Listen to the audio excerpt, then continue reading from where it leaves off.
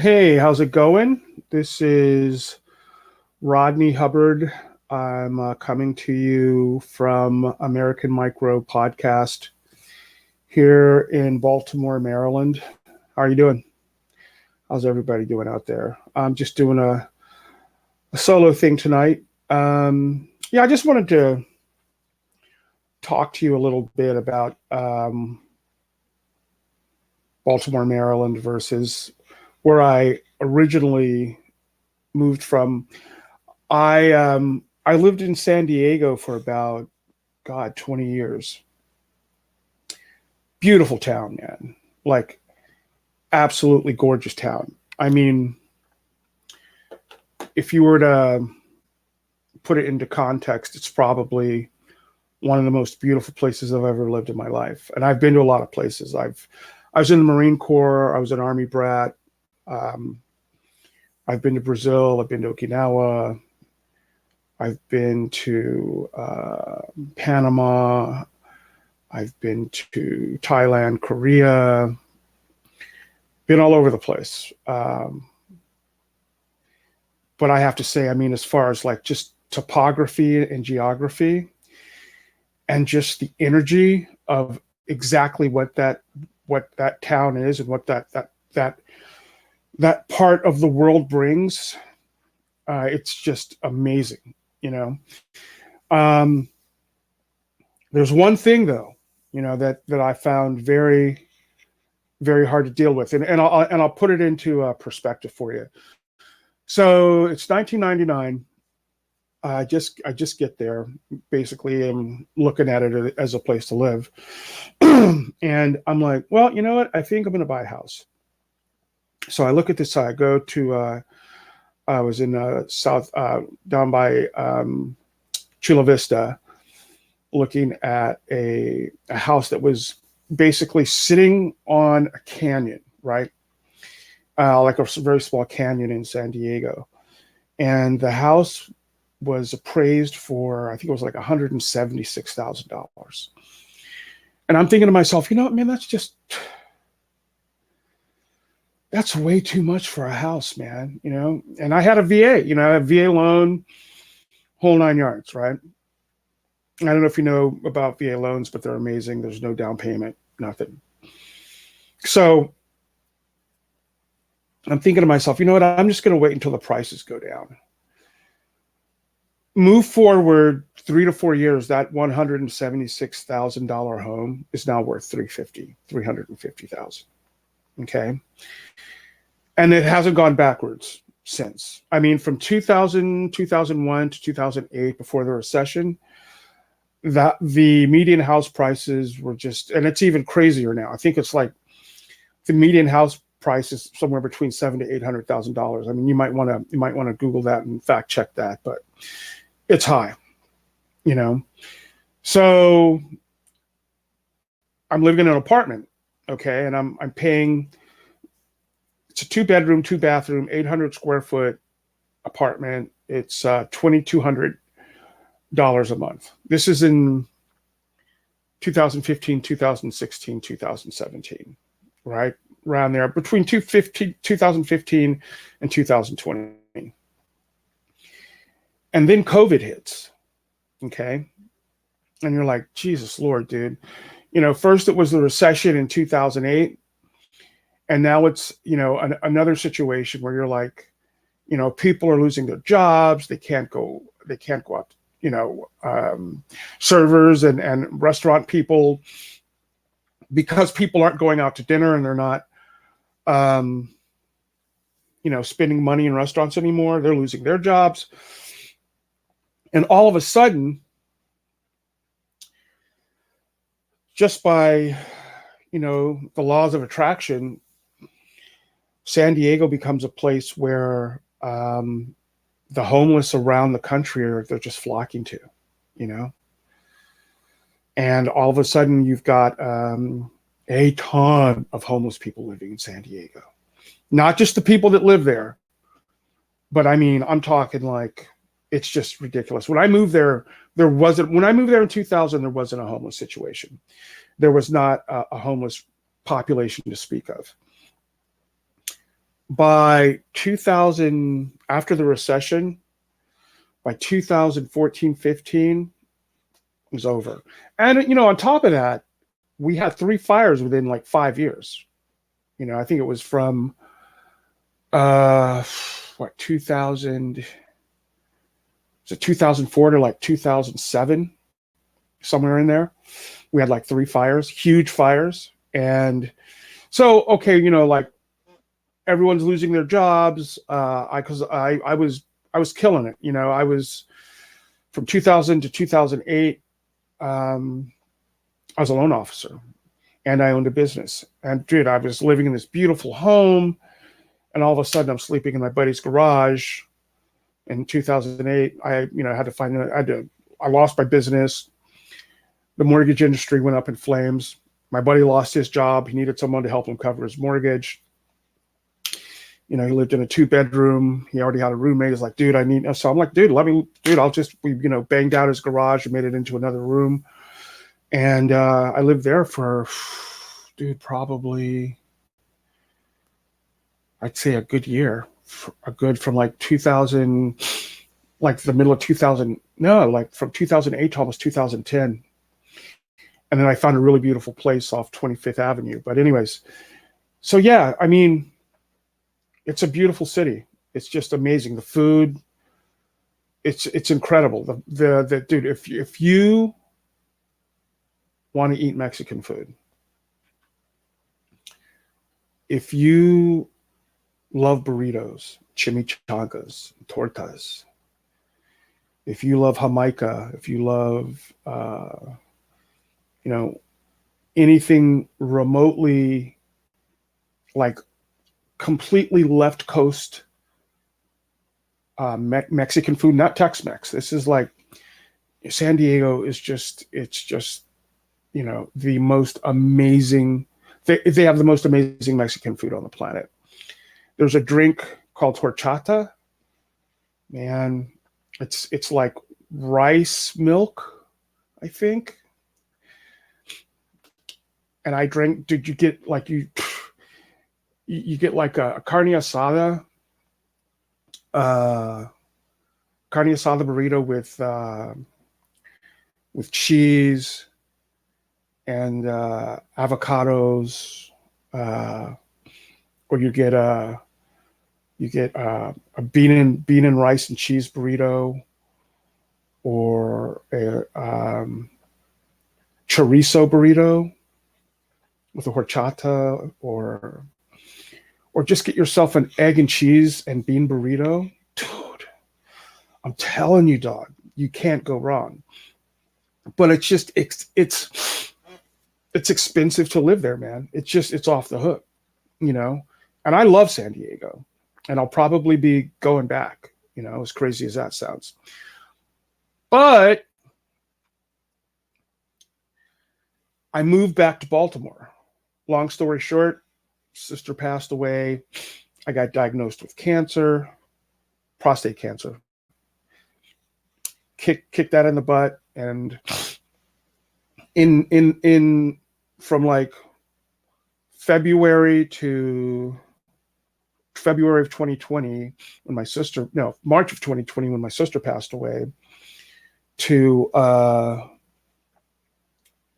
would say June. No, it would be the end of May 2020. I moved to Mexico, and I lived in between Tijuana and Tecate. Unbelievable, beautiful, man. So yeah, I've done a lot of traveling in my life. I was in the Marine Corps, so I did a lot of traveling. But at any rate, so my brother calls me. It's like, I think it's like July or August. He's like, dude, you need to come home. Mom needs your help, blah, blah, blah, blah, blah. And I'm like, bro, I just bought this place. Not bought, but I'm renting this. Dude, my place in Mexico was probably about 1,200 square feet. It was a huge apartment, fully furnished, free cable, free laundry, and it was just amazing. The food down there was just off the hook. So, I didn't want to leave, but kind of had to because I had to come home and help my mom out. So that's what I did, right? So I get here, everything goes well, everything's going well. I kicked cancer in the butt. My PSA went from 424, believe it or not, to under zero, and it's been undetectable ever since. And so yeah, I've been blessed. I can't. My allergies are acted up. So just to let you know, if I sneeze. But at any rate, so I'm staying with my mom, and I'm getting it together. Get all my Social Security stuff together, and my VA benefits together, and I'm doing pretty well. I'm retired now. I'm good. Whatever. So, and I'm thinking to myself, about a year and a half goes what? No, what did I see? About 2 years go by, and I buy a place. I bought a place in Baltimore. Now check this out, dude. 169,000, completely refurbished, basically like a brownstone, up off of it's up in North Baltimore. And here's the thing you got to know about Baltimore City. It's a beautiful place. But here's the thing you got to know about Baltimore City. It's a rough town, definitely a rough town. But when I grew up, because I grew up in Maryland, it was a decent town. It wasn't that bad. It just wasn't that bad of a town in the 70s because people had jobs. Of course, everything left. All the industry, especially the steel industry with Bethlehem Steel. When that left, because they filed for bankruptcy in 92, I think it was, when they left, it was over. And a lot of people lost their jobs. People left. There's a lot of blight, but it's still an unbelievable city. Kind of crazy, kind of Wild West, But if you know anything about Baltimore City, man, everyone, believe it or not, man, everyone's pretty chill. There's no... It's I think it's like 68% African American, but at the same time, it's just, you have to be there to understand it, and I dig it. I mean, or I wouldn't have bought where I bought. I would not have bought a property in Baltimore City if I didn't think it was worth the time or the investment. I've met a lot of really cool people. Of course, you've got the Chesapeake Bay, you've got downtown, you've got Annapolis, Maryland, you've got the Baltimore, D.C. corridor. Philly, that's a whole nother segment. But I would say I've met a lot of really cool people. I'm a musician, so yeah, you should check me out on YouTube if you'd like. Just go to Rodney B. Hubbard and just, all my music's there. Soul music, kind of like soul bossa mix of music. But anyways, I've met a lot of really cool people, a lot of great food. The food is amazing. Both places, both cities, the food is amazing. Baltimore has a lot of different types of food. So does San Diego. I mean, nobody makes Mexican food like they do in San Diego, but no one makes crab cakes like they do in Baltimore. It's just an amazing place to eat, to go out, to live on the water. You got the O's, you got the Ravens, the Orioles, the Ravens. You got you got a football team here. You got a baseball team here. You've got and if you're a lacrosse fan, you've got the University of Maryland lacrosse, Johns Hopkins, and a ton of other teams. Just a lot to do. A lot to do in this part of the world, and a lot to do in San Diego as well. Of course there is.